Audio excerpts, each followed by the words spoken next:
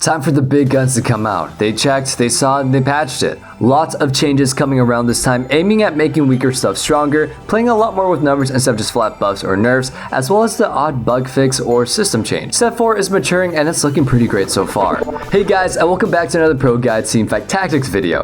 Today we're going to be looking into patch 10.21 while going over the interesting changes Red has made, as well as making some predictions on how our experts might think that the meta is going to shake out. 10.21 is a pretty fun patch. You can actually kind of forget about the couple of comps and remember to have a few new ones. There's a few big system changes as Riot is getting more feedback about the set mechanic and things that they changed in set 4, like the shop. We will be talking all about that on top of the champion, trait, and item changes. And of course, we will be putting down our predictions for the patch. For our question of the day, what is your favorite change in patch 10.21? Make sure to watch the full video and answer us in the comments down below. Keep in mind that the predictions made in this video are exactly that, predictions. They are subject to change and we will definitely keep you guys updated in our mid-patch update, but we also want to hear your predictions. Feel free to share any comments below. We always welcome feedback, especially if you have something new to add or you just disagree with something that we predicted. We will be happy to read them. If anything is pulled out from the original PvE changes or added in, you can find the info in the comments as well. Before we dive in though, I just really want you guys to know that we have a Discord community and a new subreddit that is growing really fast. And we honestly have to thank all of you that, and we want to continue building our community and helping you guys become a part of it. Make sure to check out the link in the description down below. Trait changes. As is the new theme with the patch, trait changes are not purely percentage tweaks this time around. A few traits are reworked or promised to be reworked in the future. A couple new chase traits were added as well. Let's see.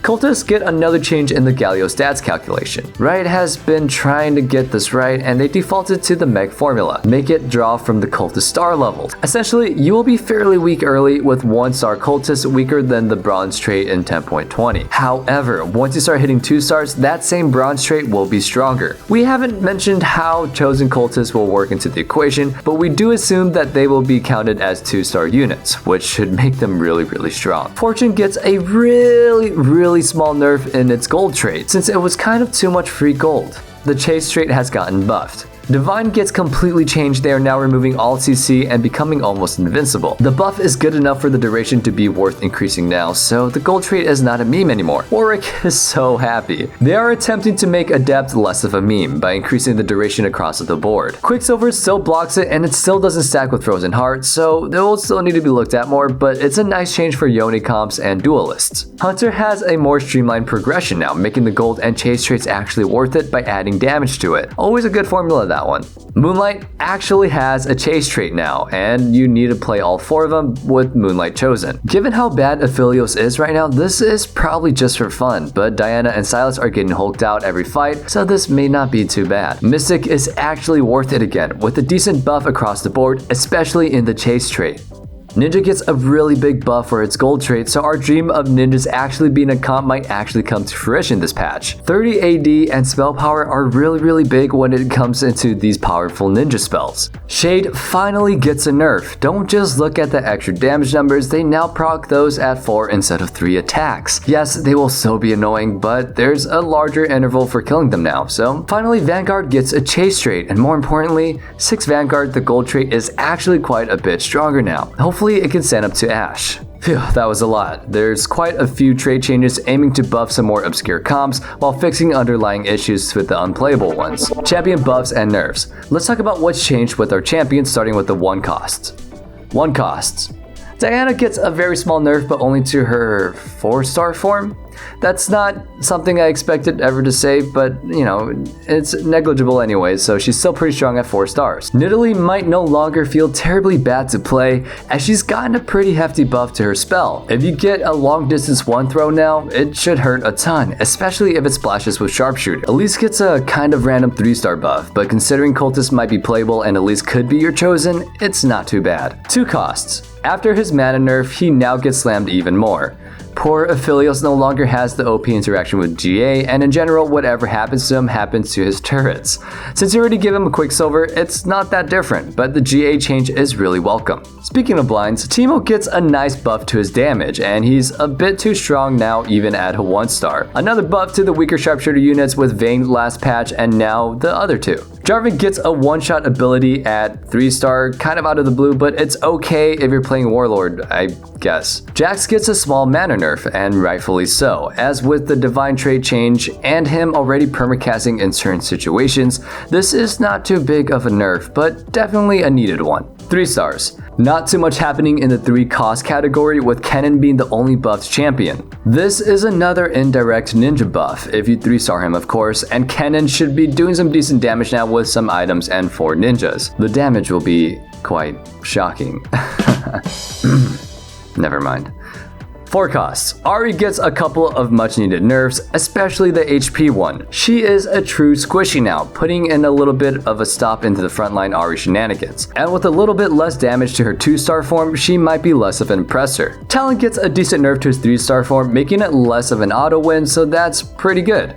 He's still really strong, absolutely worth going for. Riven gets another small nerf to her 3-star form wave damage, which is kind of unwarranted to be honest, but oh well. 2-star Riven is cool, so we're gonna be sticking with her. Jhin, being an AoE monster of destruction at 3-star with sharpshooter, gets nerfed quite a bit, as it was Remnant from set 3 where he did not get to do any splash damage at all. He will still do quite a lot, just not delete the whole entire team. Legendaries. Azir gets a buff to his 3-star form damage. Yay! I mean, if you get an Azir 3-star, good for you, you just delete the entire map. On a more serious note, Kayn gets a double nerf. That still keeps him quite strong, but gives him more room for options. Blue Kayn is not an absolute must now, and 1-star Kayn does not completely massacre the backline. Zilean gets a decent buff to his 2-star form, making it actually worthwhile, even if they took away a little bit of the HP that he resurrects the champions with. Lilia is slightly buffed in her 2-star form and nerfed in her 1-star form to make more sense progression-wise, but Riot stated that they have some more changes in mind for her in the future patch. That's good because she is probably the most underwhelming legendary so far. And that's gonna be it with the champion changes. Not too much stuff, mainly targeted at maintaining healthy things and putting down the bad guys and girls. Should be pretty good. Now moving on to the item changes. Luden's Echo gets a really interesting buff. It does a quite bit less damage now in the actual proc, but it does double damage to shielded or CC'd champions. Put it on a unit that CC's and boom, double damage. Chalice is essentially a Rabadons for free for 3 champions now. That seems a little bit excessive, and it's a really strong item right now, so make sure to put it on a unit that is fine with multiple positions like Janna or Yuumi, since they benefit from it as well. That way, no matter the positioning, you should at least get the benefit for 2 champions. Gargoyle's Zone Plate gets its stats back from its initial nerf. Should make for some really tanky frontliners again, or even tanky assassins. Kayn with this and the red buff should be almost unkillable in heavily populated backlines. Locket is kind of strong right now, even set 2 strong. The shield skyrockets now, and given the amount of 3-star champions going around, this should be pretty strong, with the potential of 3,000 extra health for your frontline. This is one of the buffs that might actually get pulled between the writing of this video and the actual patch, so check the description for info on that. Quicksilver gets its buff reverted, and that's good, given its popularity. There's still so much CC though, so that popularity is probably not decreasing anytime soon. ZZ Rot Portal actually got a nice buff. Besides the little voidlings getting a huge AD buff, making it actually dangerous, the item gains an effect while the champion is alive. The champion wearing it now taunts everyone around them at the start of combat, allowing for some interesting interactions and strategies. Ziggs gets a flat buff. Too bad it's still kind of subpar, but it's even better when you get it from PvE or Carousel now. Static Shift gets a small nerf to the initial damage, but like Luden's, it gets a huge upgrade to its extra damage to shielded and CC'd units. And we're going to be going on to the system changes now. A couple of things changed to the core of TFT. Remember at the start of set 4 when you couldn't get repeated on bot champions when rolling into consecutive shops? Well, now you can, again. It almost had to do with people not knowing about it and not playing differently in order to make use of that rule. So now everything is back to normal, and that Lux you keep seeing in the shop is the same one.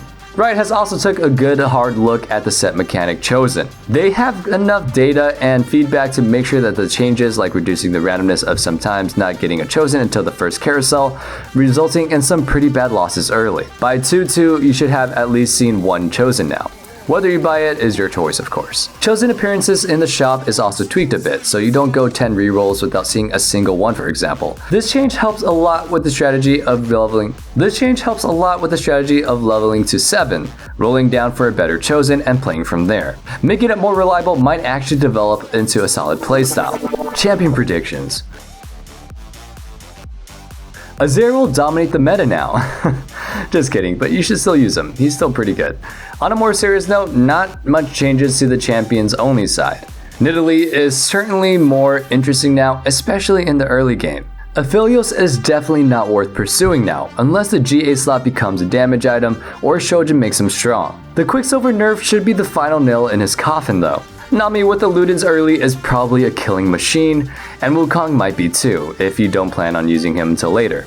Comp predictions. Cultists will become much stronger throughout the game now instead of an early game transition gimmick.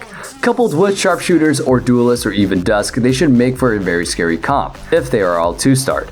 Fortune should remain an early game money making machine. Tweaks do not really affect the overall value that you could get from them. Chasing 6 Fortune is pretty cool now though. Divine will have a pretty much more defined place in the meta, especially since its units are actually really good if you think about it. There are a couple of carries and multiple ways to play it. We played a Wukong version of it in the PvE and it was glorious with the ape and dog carries. I mean, you could totally just monkey around with this guy and totally wreck, and you also have Warwick, so that's really fun. Moonlight sees a big drop, and you should play it as a transition or with a Diana carry perhaps in an assassin heavy comp if the lobby allows for it. The various spirit buffs have been nerfed since the B patch last week and are visibly worse already and should continue to become decent but not broken. With the nerf to Shade and Kayn himself, the Spirit Shade comp in particular is definitely taken down a notch, but it's not out of the count, especially with proper items. Ninjas and assassins could work now, but it still seems you will need rather good frontline items for it or a lot of damage stuff. Shen with Gargoyle Stoneplate might be able to tank for quite some time now. Ninjas can also work well with Keepers for a more balanced comp, adding Adepts to delay the enemy quite a bit as well. Overall, it should be an interesting comp for next patch. Sharpshooters could continue to be strong, and one of the worst enemies, Shades, just got nerfed. Ahri comps now have to protect their Ahri even harder, and she really needs that Guardian Angel now, even if it wasn't enough of a must before. Don't frontline your Ahri anymore, she might actually die before she gets into GA now, and that will certainly be bad for business. Alright everybody, thanks for tuning in. Let us know which comp that you think will dominate for patch 10.21. If you want to get better at TFT, visit ProGuides.com where you can find a challenger coach who will help you reach your dream rank. And with all that being said, I hope you guys are staying healthy and staying safe and have a wonderful day. Peace.